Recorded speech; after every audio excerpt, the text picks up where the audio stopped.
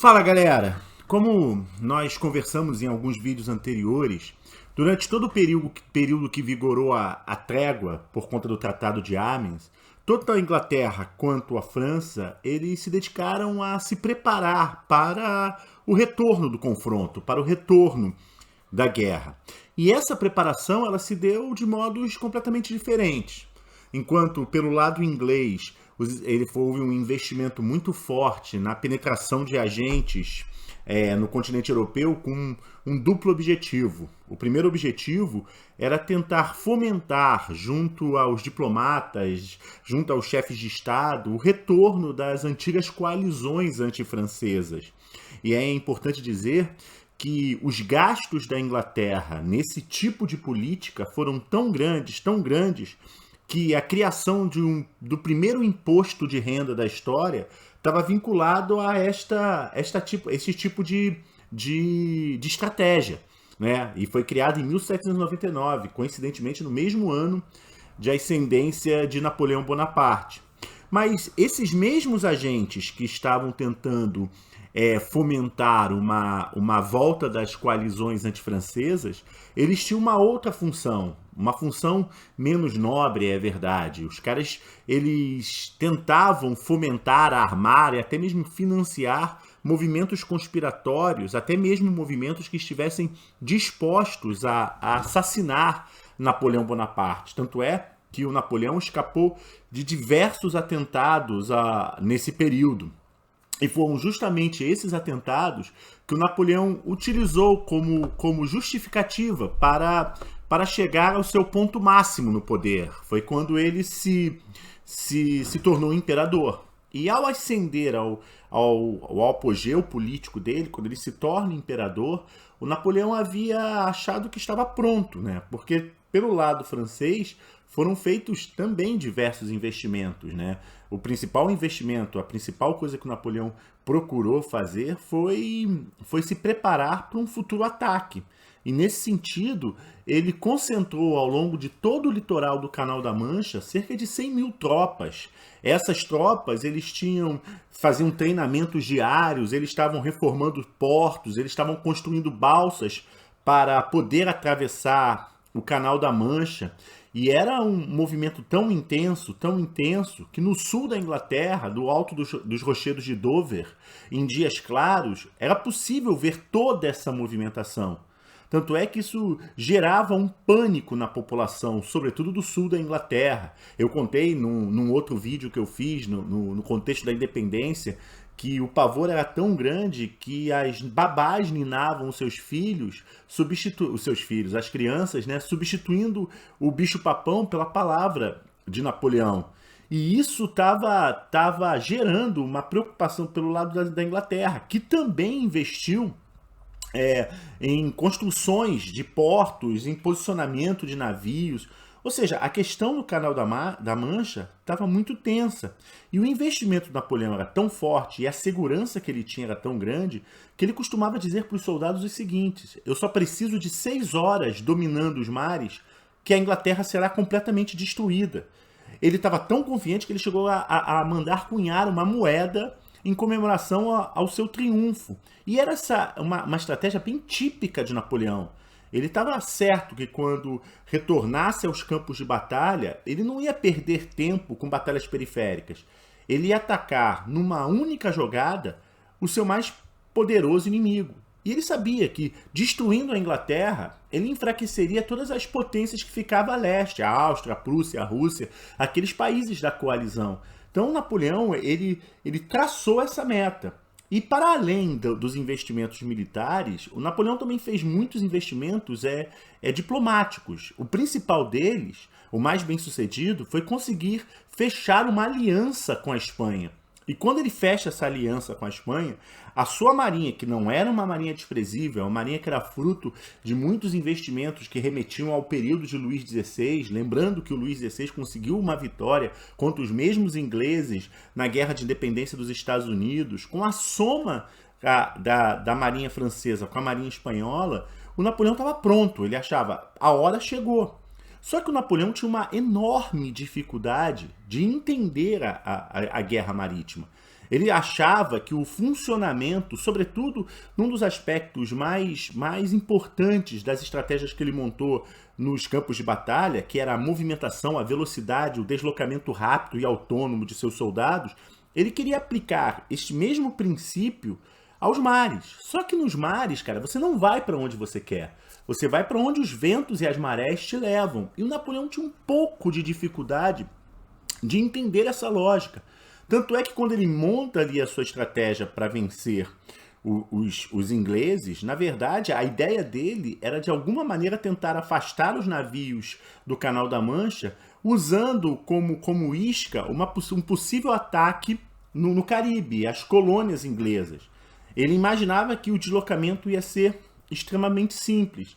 E foi exatamente nesse contexto que se deu a mais importante batalha, ao meu modo de ver, do período napoleônico. Porque esta batalha, a Batalha de Trafalgar, foi uma batalha que, para mim, define o destino do século XIX, ou pelo menos da primeira metade do século XIX. E essa é uma batalha que não só tem essa importância, mas também por conta de ser uma das raras vezes que a Inglaterra se vê numa condição de inferioridade numérica em relação ao seu adversário, né? É uma rara situação e nesse momento, porque por conta da natureza das guerras navais, das batalhas navais, a quantidade de navios fazia toda a diferença, porque as batalhas navais são verdadeiras carnificinas, os navios se emparelham e atiram um no outro. Então, quando você tem uma superioridade numérica, muito dificilmente você perde a batalha. E ali você tinha a Inglaterra numa situação difícil, numa situação delicada, numa situação de inferioridade. E cabia ao comandante da frota inglesa tomar uma decisão, ou tentar fugir, ou enfrentar. Só que para fugir ia ser muito difícil, que parece que os ventos estavam contrários, a maré era negativa.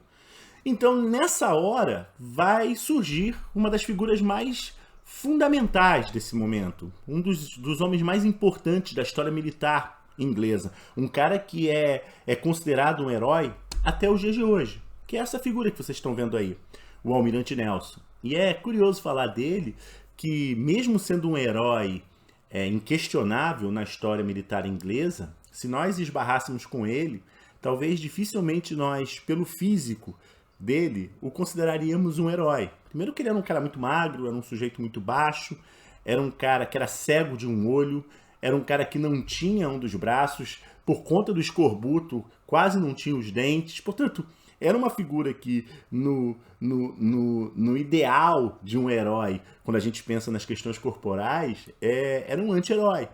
Mas, na verdade, ele se destacou por ser um sujeito genial. E na Batalha de Trafalgar, ele fez toda a diferença, porque ele vai surpreender os franceses numa estratégia em que ele coloca os seus navios, na verdade ele estava em inferioridade, devia ter uns 27 navios para 41 navios franceses, acho que é essa a proporção. Quando os dois estão frente a frente, ele coloca os navios dele em duas filas indianas e parte em direção aos navios franceses, né? E quando ele se aproxima dos navios franceses, que para o Almirante Nelson era um momento mais complicado, porque ele estaria ao alcance das balas inimigas, né? Mas ele tinha certeza que ele conseguiria não desviar das balas, mas que ele não seria atingido porque os navios estavam de frente, e talvez de frente fosse mais difícil de acertar, mas enfim, o que os franceses esperavam é que quando os navios ingleses se aproximassem, eles fizessem uma formação em que ambos ficassem paralelos, e aí começaria a batalha de fato. Mas o Almirante Nelson surpreende. Ao invés de ele virar o navio, ele atravessa a formação francesa, isso bagunça os navios e começa uma batalha de mano a mano, de navio contra navio. E no mano a mano, os marinheiros e os comandantes e almirantes ingleses eram muito mais habilidosos que o almirante Villeneuve e os pilotos franceses. E ali, praticamente toda a frota francesa foi afundada. E o Nelson consegue conquistar uma vitória que é incrível, é surpreendente, é exaltada até os dias de hoje, No entanto, Napoleão tem uma alegria nessa batalha, porque é justamente nelas que o almirante Nelson é alvejado, né? Dizem que ele, quando foi para essa batalha, ele foi com seu uniforme de gala, repleto de medalhas, e essas medalhas, evidentemente, chamaram a atenção. E um franco atirador deve ter visto, pô, quem é aquele cara lá, todo paramentado, certamente é uma pessoa importante, ou deve ser um doido. Ele acerta um tiro no peito do almirante Nelson, que morre na batalha, é levado para Londres, é enterrado. O funeral do almirante Nelson mobilizou Londres, ele foi enterrado com honras de Estado e honras de herói, e até hoje ele é um pouco cultuado, né? Na principal praça de Londres, você tem um obelisco em homenagem ao almirante Nelson, e o Victory, que era o navio que ele utilizou na Batalha de Trafalgar, ele até os dias de hoje está aberto à visitação, ele se transformou no museu. Mas a principal lição da Batalha de Trafalgar, quem aprendeu foi o Napoleão Bonaparte. Aliás, uma lição que ele já deveria ter aprendido lá no Egito, quando ele foi derrotado na Batalha do Nilo e ficou isolado, tornando o Egito uma verdadeira arapuca. E que lição era essa? Nos mares, cara, os ingleses eram imbatíveis. Nos mares não dava para a França, não dava para Napoleão Bonaparte. E quando o Napoleão se deu conta disso, o Napoleão estruturou um novo caminho, uma nova estratégia para vencer os ingleses. E essa nova estratégia, ela se baseava numa guerra indireta, numa guerra em que Napoleão não necessariamente precisava invadir a ilha. Que, na verdade, essa guerra indireta tinha como alvo fundamental a economia dos ingleses. E como atingir a economia dos ingleses? Nós temos que nos lembrar que os ingleses já haviam feito a Revolução Industrial, já tinham uma produção manufatureira muito superior à dos demais países europeus. E, nesse sentido, eles eram dependentes dos mercados. E o mais importante mercado consumidor dos produtos manufaturados vindos da Inglaterra ainda era a Europa. A Europa era quem mais comprava. E qual foi a ideia de Napoleão Bonaparte? A ideia de Napoleão Bonaparte foi simplesmente tirar dos ingleses o mais importante dos seus mercados consumidores. Impedir que a Europa comprasse essas manufaturas. Com isso, ele imaginava gerar uma crise econômica na Inglaterra tão forte, que ia levar a burguesia a pressionar o parlamento. Por sua vez, o parlamento iria pressionar o rei em nome de um armistício, o nome de um tratado de paz, nas mesmas condições que foi o tratado de Amiens, sem necessariamente haver um confronto direto entre França e Inglaterra. Essa foi a ideia que Napoleão traçou. Só que para essa ideia ser posta em prática, o Napoleão tinha que simplesmente conquistar toda a Europa. Ele tinha que conquistar toda a Europa e obrigar principalmente as maiores potências europeias a se curvarem ou aderirem ao bloqueio continental. E é nesse momento que o Napoleão começa a inscrever seu nome na história como um gênio militar. Porque num espaço curtíssimo de tempo, em mais ou menos 2 anos, o Napoleão, numa sequência estonteante de batalhas, Austerlitz, Friedland, Eylau, ele vai detonar todos os rivais. Ele vai detonar a Áustria, a Prússia, a Rússia. E ao detonar todos os rivais, e por último a Rússia, ele consegue assinar o Tratado de Tilsit junto com o czar Alexandre e põe para funcionar a sua ideia mais brilhante. Põe para funcionar o que entrou para a história como bloqueio continental. E quando o bloqueio continental entrou em vigor, para o Napoleão era só uma questão de tempo. Né? Pouco tempo, aliás, quando o bloqueio continental entrasse em vigor e explodisse uma crise econômica na Inglaterra, ele tinha certeza, os burgueses iam chiar. A crise econômica ia levar a Inglaterra a tentar negociar um tratado de paz. O problema é que aquela ideia que Napoleão considerou a mais brilhante de todas, e ele tornou-se obsessivo por ela, né? E tão obsessivo que eu costumo dizer que a mais brilhante ideia que o Napoleão acreditou ter acabou se transformando no seu calcanhar de Aquiles. Porque, na prática, essa ideia, ou bloqueio continental, era completamente inviável. E ele era inviável por 2 razões fundamentais.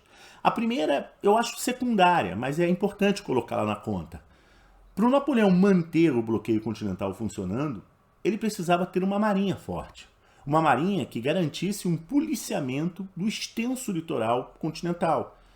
Porque se não tivesse uma marinha forte, a Inglaterra ia acabar praticando o contrabando. Ou seja, essa ideia de impedir as manufaturas de entrarem ia acabar indo por água abaixo. Mas essa nem é a questão fundamental. A questão que, para mim, faz o bloqueio continental fracassar, que torna o bloqueio continental inviável, está no campo econômico. Porque quando Napoleão imaginou fazer o bloqueio continental como uma arma, a ideia, por parte de Napoleão, era tentar substituir a Inglaterra nesse mercado. O problema é que a França não tinha feito uma revolução industrial. E nesse sentido, a França não produzia as manufaturas que o restante da Europa estava habituado a consumir. E mais grave do que não produzir as manufaturas que eram vendidas na Europa, era o fato de que a França não consumia na mesma proporção que a Inglaterra consumia. Se você for parar para pensar, a Inglaterra era uma grande consumidora dos produtos europeus. E o que a Inglaterra consumia? Matérias-primas.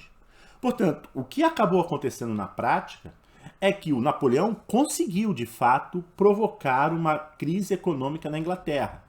E eu posso dizer aqui, com muita segurança, ele causou uma crise econômica na Inglaterra e quase levou os ingleses a negociar esta paz. Mas o problema maior é que, ao mesmo tempo que Napoleão causava uma crise econômica na Inglaterra, ele também causou uma crise econômica no restante do continente. E exatamente aí que vão começar a surgir as frestas que vão acabar levando o bloqueio continental ao total fracasso. E junto com ele, o próprio Napoleão Bonaparte. E curiosamente, as principais frestas no bloqueio continental, elas vão se concentrar nas extremidades do continente. Tanto na extremidade leste quanto a extremidade oeste.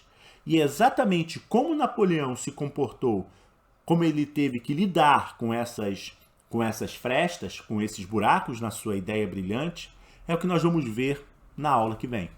Um abraço para vocês, fique bem.